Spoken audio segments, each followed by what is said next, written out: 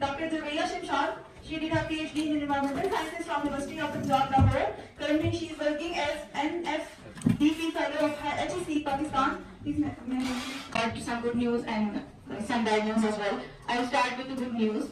I want to give you something. For that, you have to participate with me. I request everyone, Dr. Mukhtar and all the participants, please stand up. Please stand up. Just turn your arm like this. Turn it and tap your shoulder. I am so much pleased that you are all working for the humanity and we are all playing our roles. Thank you so much. I just wanted to give you just to give you a prayer because these chairs wanted to thank me. You were sitting there for the continuously 3 hours. I'm a passionate student and a teacher. These are all the organizations with which I have been working with. I have got training and education.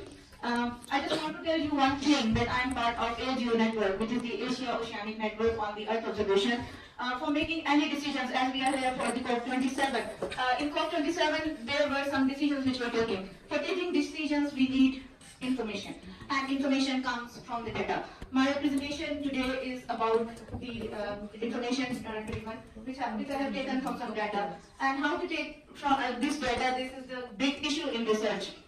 And AOGO network, it gives you not only the data, but also technologies to get the relevant information in order to cope climate change and to get the solutions for the climate action. Today's presentation is about simulation of climate change impact on the stream flow of Kachura catchment in the upper Indus Basin under future socio-economic scenarios. Kachura is a very important catchment because it lies upstream of the Turbela Dam. Downstream there is Turbela Dam, and you know Turbela Dam is a big reservoir for us. While there is need of this research, this is very important because please move to the next slide. These are the contents of my presentation. I just wanted to tell you that there are some research gaps which which I was facing, and all the researchers have to face who work in hydrology and climatology. And these research gaps are basically that we study the overall basins, but we don't go into the deeper details of the catchments. I studied this catchment, which is the Kachura catchment, and it has a wider area. It covers 1,12,000 square kilometer, more than that, and it provides water for the Turbela Dam. So what is happening in future from till 2100? How the climate will be changing there, and how much water will be available in that catchment, so that we can make appropriate actions plan for our food security, for the irrigation system, and for other such things. Just go on. Starting from previous slide, please. For all the students of the climate change, I'm a teacher. I will start with the definition. You know that climate is climate change. Climate change basically it is the change in the atmospheric conditions, not for some months, but for a longer period of time, usually greater than 30 years time. And you know, Pakistan's economy is agro-based, and it is largely dependent on the upper Indus Basin. And if the climatology of this basin change, then it will definitely affect the hydrological cycle. And hydrological cycle will change the irrigation system, install the capacity of the country, and it can also lead to the drought and floods. And we are conscious when the floods are coming. Where we are going to face the droughts. If we know that before time, we can bring up the solutions of these problems. Please move on. For making the future predictions, we have to use the data, and this data comes from the climate models. Global circulations model, we call them as the GCMs. They provide the data for the whole grid of the globe, so therefore they are for hundreds of kilometers and are cost resolution. For taking the data for our catchment studies, we need fine resolution data, usually of some kilometers, like 10 kilometers. I used to for my study that was the 10 kilometer data. So how to bridge the gap between the resolution, this temporal and spatial resolution? For this we have to do the downscaling, and there are two types of the downscaling. One is the dynamic downscaling, and other is the statistical downscaling. And then, there is always a gap between the observations and the model data, and that gap is known as the bias. So, in order to correct that bias, we have to adopt further some procedures, and this is known as the bias correction. In my research, I use a specific bias correction procedures, which is known as the linear interpolation and bias correction, which is one of the technique of the statistical downscaling.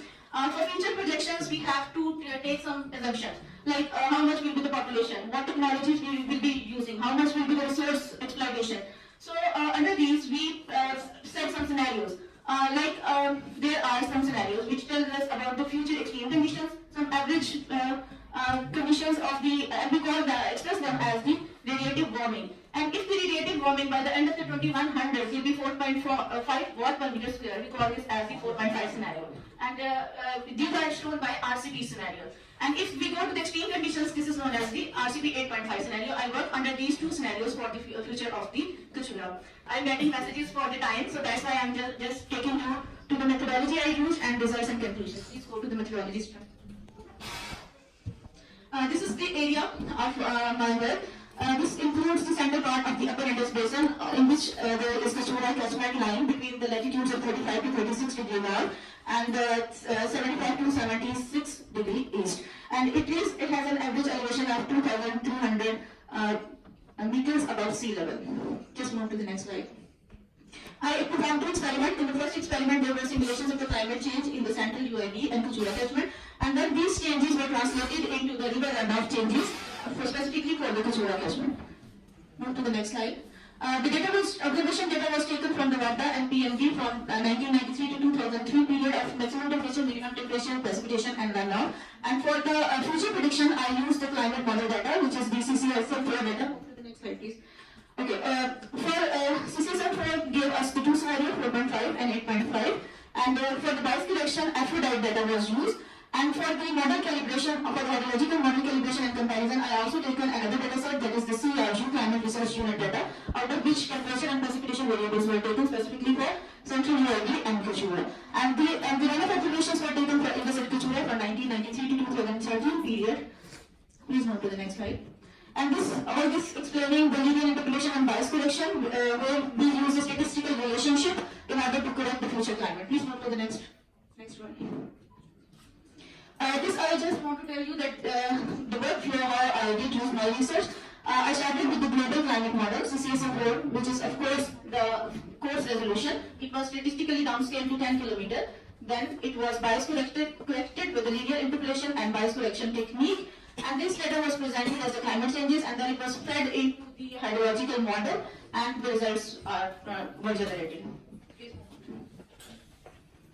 This picture is showing the schematic representation of the hydrological model. I use precipitation, evapotranspiration runoff model, which is known as the PAM model.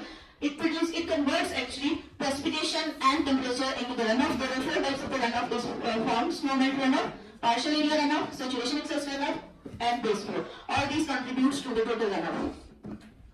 The model was evaluated by NSE and R-square statistical evaluation techniques. This diagram is actually showing us the mean annual discharge of the Kachura, which is 1,154 meter cube per second. Please move on. Just move on. It shows that the maximum temperature and minimum temperature, it has greater impact on the runoff as compared to the precipitation. Move on, please. These are the climate changes. When I generated the result, I observed that the climate research unit observations, they are projecting higher temperature values as compared to the CCSM4 baseline. It means there is more warming projected by the CRU climate as compared to the CCSM4 climate. And as expected, that more warming is presented by the RCP 4.5 as compared to the RCP 8.5. And from this graph, you can see that there is continuous warming from 2030s to 2050s and onwards until the 2099. And by the end of this century, RCP 8.5 showing us that the temperature may rise up to 5.3 degrees centigrade as compared to the 1975 to 2005 period. Please move on. And it is projecting us the precipitation changes in RCP 4.5 and 8.5. There is fluctuation of precipitation. There is no uniform pattern of precipitation changes. Both the trends, this diagram is actually showing the seasonal changes. Due to short of time, I'm not explaining them. Please move on. Again, yeah, this I want to show you specifically. On the right hand side, there is the CRU climate projected. And addition to that, CCSM4. What you can see, there is greater detail projected by the CCSM4 data because it is fine resolution data. And the CRU climate, it is hiding some of the details. So whenever you go for the future projections, always choose the data set, use some techniques which will help you to present the data at the final resolution. Please move on. Next one.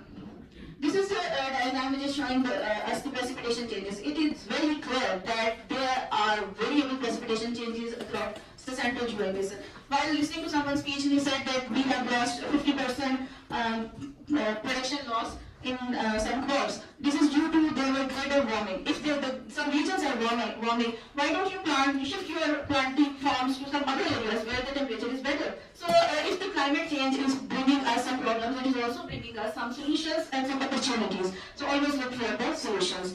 We are in the north, there is climate shift. So move your cropping patterns towards cropping farm to these areas.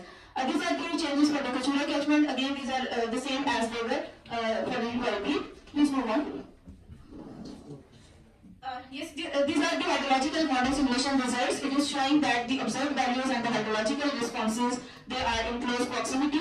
I got the NSE values in the range of 60 to 77%. So we can rely on these results. And these results, what they are showing that during the mid-century, there will be 28% more hydrological flow available, and by the end of the century, the water flow can increase from 28 to 58%. And we are also expecting this, move to the previous one.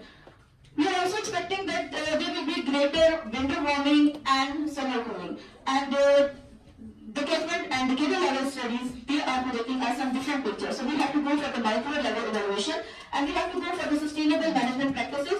एक बात मैंने आपसे पूछनी थी वो ये कि जब बारिश होती है तो क्या होता है? पानी आता है। जब ज़्यादा बारिश होती है तो ज़्यादा पानी आता है। तो पानी का मसला नहीं है कि पानी कम होगा, मसला मैनेजमेंट का। हमें मैनेजमेंट की तरफ जाना पड़ेगा। और एक और चीज, वुमेन के रोल पे आज बहुत दफा बात हुई। पहले जमाने में ये होता था अनएजुकेटेड खवातीन बल्कि आज भी फॉर्म में काम कर रही है, but I am also working in the form because through my research. So अब हम सब पे ये रिस्पॉन्सिबिलिटी है कि we contribute through our research, और सिर्फ अपनी रिसर्च पे काम ना करें बल्कि दूसरों को भी एजुकेट करें और उसके थ्रू अपना पार्ट प्ले करें। एक और चीज ये कि we have problems but we are not going towards the solution.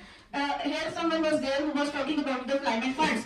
So why don't we bring up with the ideas of utilizing these funds? Why don't we are going for the app solutions and educating the women at the global level so that they can face these challenges? Thank you so much. Okay, I also have to announce the last happiness which I make you to wait for, and that is tea is waiting for you.